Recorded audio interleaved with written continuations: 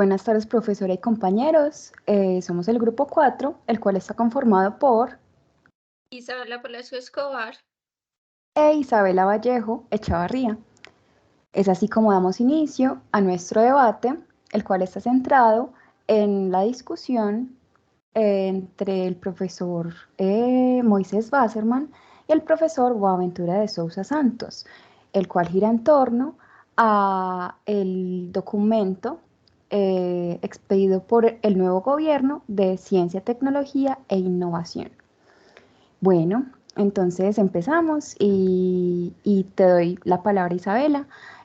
Voy a leerte la primera pregunta, que es: ¿qué piensas de las posturas de cada uno de los profesores respecto al concepto de ciencia hegemónica? ¿Con cuál de los dos estás de acuerdo? Muchas Adelante. gracias. Bueno, sin lugar a dudas, la postura de Wasserman es tan chocante, casi que roza con la petulancia propia de que cree que sabe algo suficiente sobre un tema. Ataca lanzando nombres llamativos de la historia del pensamiento occidental, intentando ocultar el vacío propio de quien no ha logrado proponer una idea medio decente en la última década. La postura del autor Buenaventura es más recatada, con sangre fría y siempre con el norte marca en la innovación tecnológica que Wasserman, el el anacolto, no logra aceptarla. Por tanto, siento que Buenaventura es de mis mejores afectos en esa polémica. Ok, gracias por tu aporte. Ahora voy a pasar a responder, a brindar mi respuesta. Bueno, entonces, por un lado tenemos a Wasserman, que tiene una postura muy reacia respecto a la ciencia hegemónica. Él dice que no hay, que como tal hay hegemonía en ciertos temas o teorías pertenecientes a la ciencia, como ley de la física, pero que no hay como tal una hegemonía, como una fuerza externa que la oprima. Entonces, él no comprende o no está alineado a ese término de la hegemonía de la ciencia, el cual está subyugado por sí, como por estas agentes externos. Él dice que precisamente es por eso que la ciencia no es hegemónica en ese sentido, porque llegan a consensos por parte de los miembros de la comunidad científica. Con lo que él no cuenta es que esos consensos eh, pueden ser respaldados, pero también hay personas, hay cierto porcentaje de científicos que no estarán de acuerdo, pero por el mero hecho de querer seguir perteneciendo a la comunidad, pues no dicen nada. Pero aún así sería una cierta hegemonía. Mm, bueno, entonces yo pues creo que es claro que no estoy a favor de lo que sostiene Wasserman. Por otro lado, están el pensamiento de Sousa, em, que este sostiene que pues prácticamente la hegemonía en la ciencia sí es algo muy real, es algo por lo que desde cierto momento en el que las humanidades tuvieron más peso en la ciencia, se dio a conocer que de hecho sí habían muchas influencias eh, en la misma ciencia, en los medios de financiación. eh, entonces tenían todos estos intereses creados, ya bien sea de índole militar o política. Entonces, por eso como que se movían a respaldarla, porque tenían esos intereses egoístas. Es un buen ejemplo de eso, es como en la Segunda Guerra Mundial, Precisamente el gobierno nazi respaldó una serie de avances tecnológicos y científicos que estaban destinados a propósitos bélicos. Acá está un ejemplo de, digamos, el cohete B-2 creado por Wernher von Braun y en cierta medida benefició a la sociedad porque pues los cohetes actuales son basados en ese modelo, pero el propósito como tal fue bélico. Entonces el gobierno manipuló ese impulso científico para su propio beneficio y por ende es una hegemonía clara y contundente. Entonces, pues estoy de acuerdo con la posición de Sousa definitivamente. Eh, si hay hegemonías en la ciencia eh, y debería ser cambiado de cierta manera. Sí, damos paso entonces a la segunda pregunta, que es, ¿qué piensas de las posturas de cada uno de los profesores respecto al concepto de justicia epistémica? ¿Con cuál de los dos estás de acuerdo? Isabela. Muchas gracias, compañera. Bueno, la justicia epistémica se vuelve desagradable por la carga emotiva de la juventud de la otorgado a dicha bandera de combate. Las minorías anhelan un reconocimiento que merece una inmerecida en muchas ocasiones, porque hay motivos que la verdad no vale la pena reflexionar hasta el cansancio. Sin lugar, bueno, perdón, sin alguien quiere liberarse de la injusticia general que Occidente delegó, pues que luche contra el mal de la historia. En esa medida, punto a favor para perdón, Wasserman.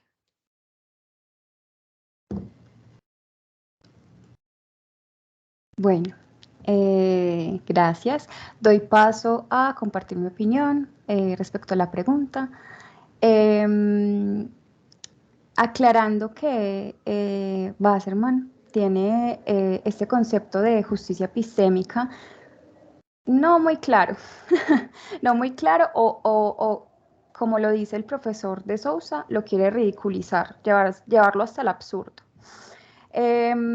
Precisamente porque em, sostiene que es que no es una lucha de los conocimientos y que no se le debe dar validez a todos, y es que en ningún momento se le dijo que se le tenía que dar validez a todos. La justicia epistémica va más por el sentido de que a una persona no se le niegue el conocimiento por el mero hecho de pertenecer a un grupo de personas o ser quien es, o que no se le niegue brindar ese conocimiento al mundo. Entonces realmente pues ahí no lo entendió muy bien el profesor Wasserman. Él brinda, dice que, que el conocimiento se debe de fundamentar en lo científico, en lo demostrable, porque si no, no es correcto, ¿cierto? O si no, no debe ser tomado en cuenta. Y pues por otro lado está de Sousa, que otra vez me voy más por el lado de él, que él, y es que hay que entender, hay que comprender que por un lado, Wasserman es un hombre de ciencia, él es bioquímico, y por otro lado, de Sousa es sociólogo. Y hay que entender un poco también que el otro es más de lógica, más cuadriculado, más centrado en eso, y pues este Wasserman viene desde conocimientos más humanos, y eso está bien. Pero entonces yo me inclino más por lo humano también, que es tener en cuenta que la ciencia no está exenta de su contexto. La ciencia debe de estar empapada por lo humano porque precisamente viene desde lo humano y debe tener en cuenta el sentido humano de ella. Por ejemplo, debe haber justicia en el hecho de que no se le debe dar relevancia a lo que se plantee por una persona, no sé, de Europa. O pues a teorías, con lo que quiero decir, a teorías eurocentristas, que se le dé menos validez a algo que, digamos, una científica de raza negra y de un menor estrato económico tratando de decir, o sea, se le debe dar la misma valía. Por otro lado, también pienso que una manera de complementar pues, el saber y el conocimiento, e incluso la ciencia, es todo este que menciona Sousa sobre los conocimientos ancestrales, porque incluso en el Caribe colombiano está esta cultura que pues analiza la vida, los conocimientos, ellos le llaman sentipensante. Entonces es como esa filosofía de adquirir conocimientos mediante los sentimientos. Mm, y también está eh,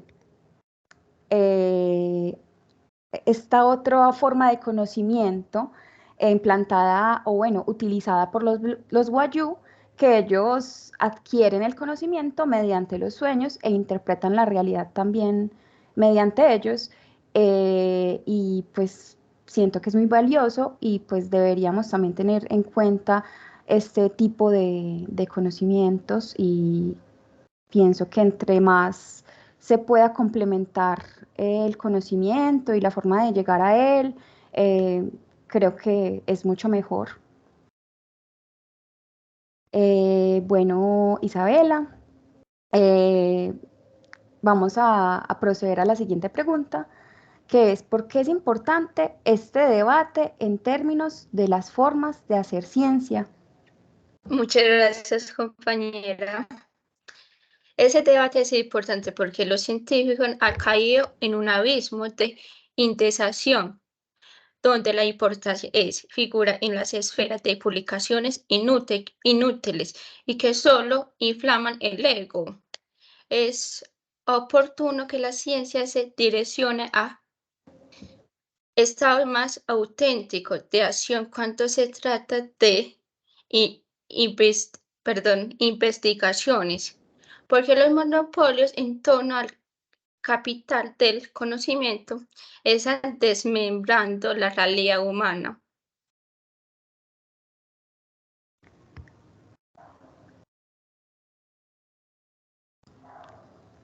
Bueno, gracias por tu aporte. Yo pienso que precisamente este debate es importante en los términos de hacer ciencia, en las maneras de hacer ciencia, es porque al reflexionar, al echar un vistazo en las maneras que hemos hecho la ciencia en el pasado y en el presente, es una manera de tomar conciencia de si realmente lo hemos estado haciendo bien. Qué minorías hay que tener en cuenta, qué aspectos hay que mejorar, eh, si tal vez es necesario incluso comenzar a emplear la ética más, a empezar a integrar lo humano más, a pensar más en los objetivos de dicha ciencia, no solo centrarse como en una parte inhumana o que esté motivada por el poder, por mover economías, sino que sea por y para el beneficio del ser humano, pero no solo de un grupo, sino de toda la humanidad como tal. Entonces es cuestionarse cosas, llevar al cambio e implementar este otro tipo de conocimientos y saberes eh, que nunca están de más, como los que mencioné ahora. Ahora voy a proceder a leer un párrafo que nos dejó la profesora. En su artículo, Wasserman culmina con un mensaje de esperanza de que su crítica sea tenida en cuenta a favor de una ciencia en los términos que él la concibe. Para de Sousa, lo importante son las posibilidades de desarrollo científico a partir de la apertura de la comunidad científica a nuevas formas de alcanzar la verdad. ¿Estás de acuerdo con estas interpretaciones del mensaje final de cada uno de los autores? ¿Por qué? ¿Cuál crees que debe ser la postura del país frente a la ciencia? Esa es la pregunta que se desprende del párrafo. Isa, danos tu opinión. Muchas gracias. En ese mensaje esperanzador de Wasserman posee un editor propio de Antigua y es poco apetitoso. Mejor hubiera ido si no termina con la fuerza pullante y arriesgada que traía. Buenaventura es creativo, sagaz y aporta en su postura porque se despega un poco de la tradición científica del contexto, buscando nuevos horizontes investigativos que termina expandir las posibilidades de conocimiento. Por lo anterior, siento que el país debería de continuar con el causa que está construyendo el Estado en materia de investigación científica, porque las condiciones que traemos están obsoletas frente al devenir mundial.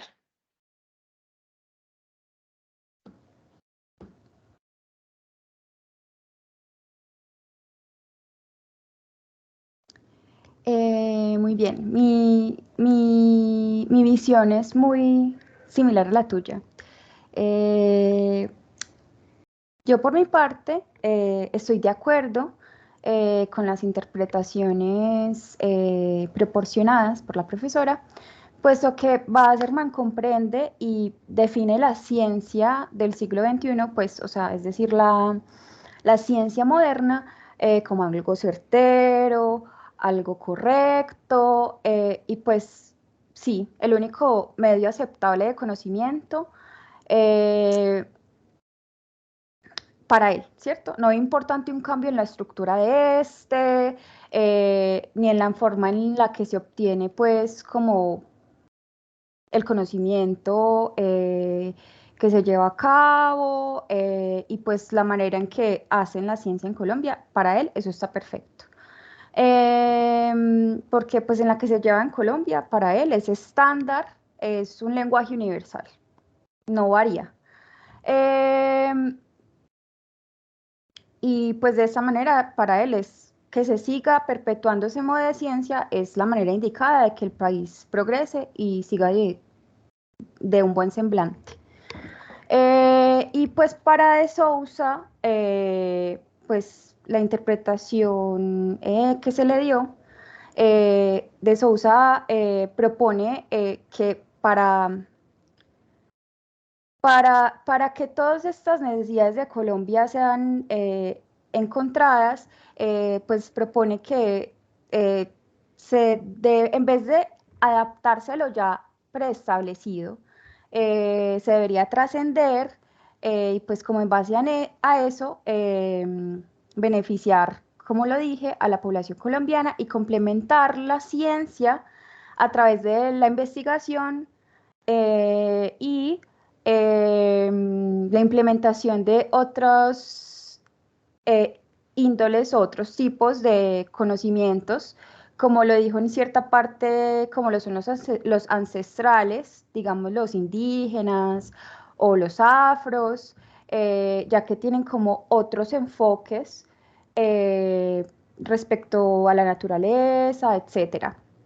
Y de esta manera alimentar el conocimiento o la búsqueda de ese conocimiento más bien, porque eso es lo que él dice, que el ser humano se encuentra en un eterno, en una eterna persecución del conocimiento. Mm, y eso está muy bien desde mi concepto. Nunca hay que asumir que uno ya lo sabe todo o que la visión del ser humano es completamente objetiva. Bueno, eso ya son otros temas. La otra pregunta, ¿cuál crees que debe ser la postura del país frente a la ciencia? Mm, para mí, eh, debe de estar más orientado por lo que dice Sousa. Eh, pues porque para mí un enfoque interdisciplinario eh, para, para complementar la ciencia es la manera indicada para muchas falencias y deficiencias que tienen los colombianos en su calidad de vida. Em, porque eso es lo que finalmente también se debe pensar en la parte humana. Entonces, digamos que si se tienen en cuenta ciertos conocimientos provenientes de cierta población, ellos van a saber cómo funcionan también más las cosas desde su contexto. Entonces se va a saber abarcar las necesidades de no solo un sector de la parte colombiana, sino de toda la población colombiana, no solo beneficiando a algunos. Y es pues de esta manera que pues yo pienso que se minimizarían esas dinámicas de poder eh, que se tenga sobre la ciencia, pensando como en todos, y que prime como la ética, alejándose de todas estas injusticias sociales y como dije, beneficiando a todos los colombianos por igual. Y bueno, como un dato extra relacionado con lo de la justicia epistémica que encontré mientras estaba haciendo como toda la investigación para complementar y entender a fondo los documentos, me encontré con esto y es que el árbol de la Cuasiamara es un árbol con varias propiedades que se encuentran en el Amazonas. Y una de esas propiedades que por la cual es más empleado por los indígenas es que cura la malaria.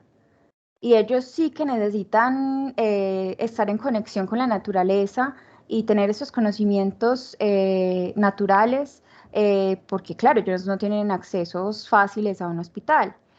Y bueno, entonces eso pasó en el 2015, que llegaron unos franceses, unos científicos franceses, y les estuvieron muy interesados como sobre este conocimiento del árbol y cómo este curaba la malaria, sí, como, venga, ¿qué es específicamente del árbol que cura la malaria? La salvia, no sé, el fruto, entonces hicieron todo ese tipo de preguntas y los indígenas de buena fe, claro, ellos confesaron todo. eh, Imagínate, o sea, pues es fácil de imaginar qué pasó. ¿Qué crees que pasó? Cuando volvieron a Francia, ¿qué pasó? Que lo patentaron al nombre de ellos y se quedan con el crédito Sí, de los como, indígenas. sí, como si hubiera sido un descubrimiento científico de ellos. Como, bueno, no, es que fuimos al Amazonas y nosotros descubrimos esto. ¿Y dónde están los créditos para los indígenas? Y obviamente, o sea, es que este conocimiento ya existía, pero ¿a quién le dan más credibilidad por ese conocimiento? Ah, A un sujeto que proviene de una población indígena o a una persona que proviene de un país europeo con perteneciente a la comunidad científica, con privilegios hasta donde uno ni siquiera se imagina, obviamente. Y son Ana, cosas que el indignan y bien injustas. francés, sí, mucho. Bueno, otro aporte es la justicia epistémica con las mujeres, que siempre nos yuga, que no podemos mucho avanzar. Sí, como La, estás hablando de lo largo de la historia, como era antes, que pues las mujeres no se nos tenía en cuenta como todo esto que podíamos aportar por el mero hecho de ser mujeres, nos subvaloraban los conocimientos, sí, sí, tal, y es por eso que ellas firmaban los libros bajo un seudónimo con un nombre de hombre o incluso lo que sostenían científicamente y los manuscritos y todo lo que aportaban siempre tenía que ser desde un nombre de hombre, sí, es bien injusto. De hecho, imagínate que sí, o sea, hubiera sido posible que las mujeres estuvieran en el campo de la medicina desde mucho antes, o pues el descubrimiento del clítoris no hubiera pasado en 1559, creo que fue, hubiera sido desde mucho antes, porque claro, uno como mujer conoce su anatomía y si hubiesen habido mujeres médicos, obviamente hubieran podido abarcar más la anatomía femenina. No solamente es exclusivo como de este campo, sino en muchos campos, pues hubieran estos adelantos como sociedad, los hubiéramos hecho así, y adelantos científicos los hubiéramos hecho mucho más eh, atrás en la historia, pero bueno, sí, ahí vamos como sociedad. Ahí vamos, ahí vamos. sí, Entonces sí, lo ideal es que sí, que se, pese a que no pudimos tener, sí, pero pues el problema recae como en lo que estamos diciendo, en esa injusticia epistémica. Este sería como el fin de nuestro debate. No sé si mi compañera quiere agregar alguna otra cosa que tal vez no estuvo de acuerdo conmigo en algún punto. No sé. no estaba todo muy bien.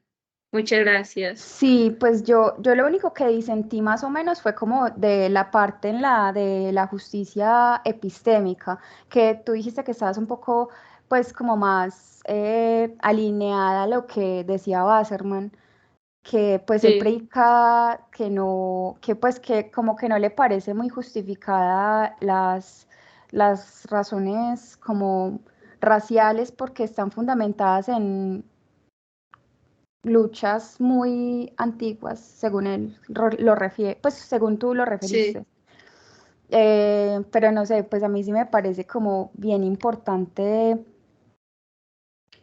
como abogar por esta justicia cognitiva en cuanto a los campos del saber y que se tenga bien presente que no solo la valía de un conocimiento va a ser estudiado, va a ser correcta si es estudiado por un tipo o un grupo de personas en específico, o si beneficia solamente a un grupo de personas en específico.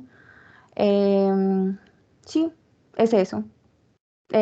Yo sí muchas considero gracias. que el conocimiento eh, de varios sujetos cognoscentes es igual de valioso. em, pues porque no se debe sobrevalorar ni subvalorar eh, pues de dónde viene esta información, ¿cierto? ¿Me hago entender? Sí. Ah, Y me bueno. gusta mucho escuchar opiniones y ya complementar uno, no que hace con un solo término, uno toca escuchar varias opiniones. Sí, porque es que precisamente esa es la tendencia del ser humano, como lo dijo de Sousa, que nosotros estamos en constante cambio y en ese conocimiento puede estar bajo la lupa, ¿cierto? Porque los Sí, conocimientos, las posturas que uno toma sobre las cosas pueden estar en constante cambio. Uno no se tiene que casar completamente con algo de por vida, con ¿cierto? un Es bacano término. ajá, o con una posición. Es bacano escuchar, someter al debate eh, varios, no solamente estos temas, lo ideal sería como la mayoría de cosas, ¿no? Sí. Bueno, no, me agrada mucho esta de debate, conocer tu postura y bueno, Igualmente me placer, gustó hasta la su próxima. postura. Igual. Feliz noche.